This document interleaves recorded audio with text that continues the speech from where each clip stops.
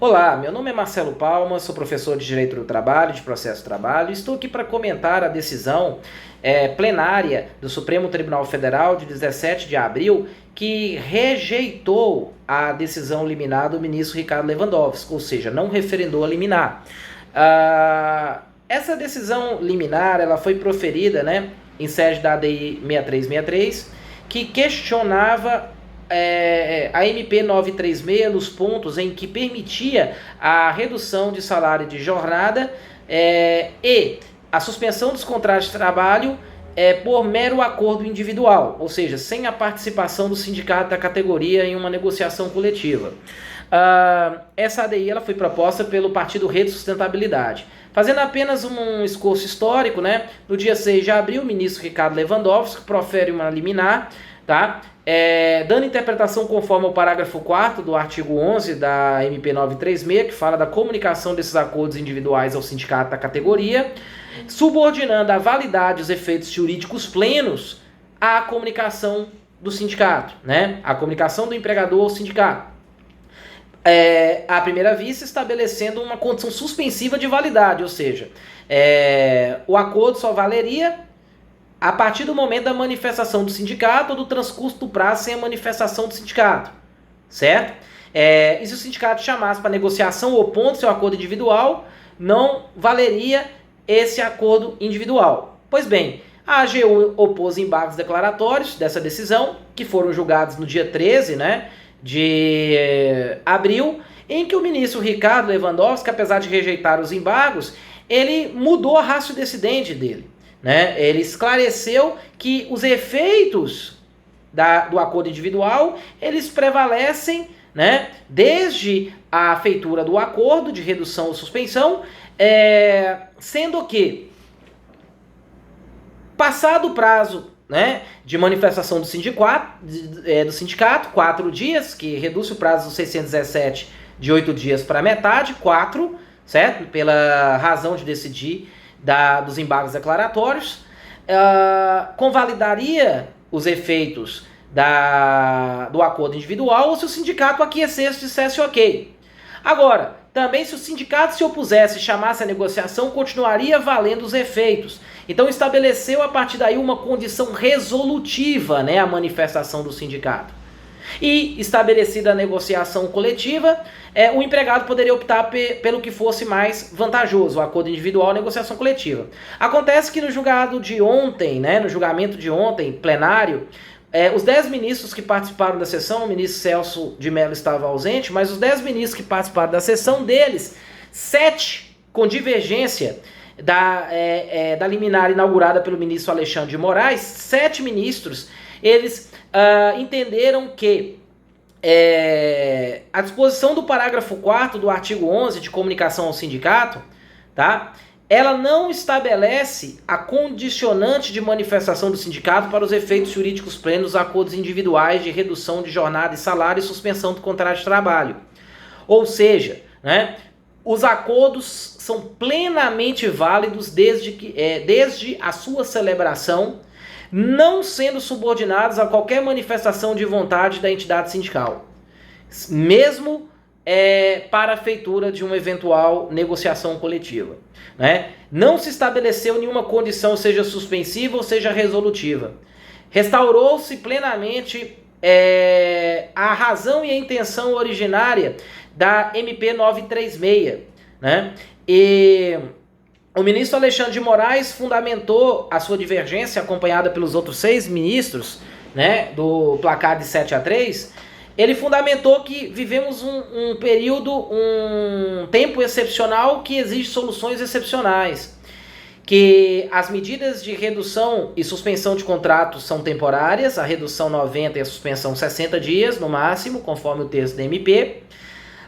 Deixa claro ainda o ministro Alexandre de Moraes na sua divergência que o artigo 7º, inciso 6º deve ser interpretado de forma evolutiva pelo período em que vivemos, que são prescritas na MP garantias ao empregado de renda mínima e de garantia provisória de emprego após a cessação da medida adotada pelo empregador, ou seja, não havendo prejuízo, e é constitucional a medida, pois busca unir o capital e o trabalho, tanto na busca da preservação do empreendimento como do emprego.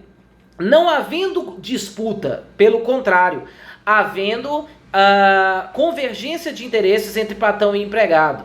Então seria possível, por essa razão de decidido ao ministro Alexandre de Moraes, o entendimento da constitucionalidade. Esses 7 ministros, em seus diversos votos e falas lá, o acordo ainda vai ser publicado, ao que tudo indica, manifestaram-se pela constitucionalidade.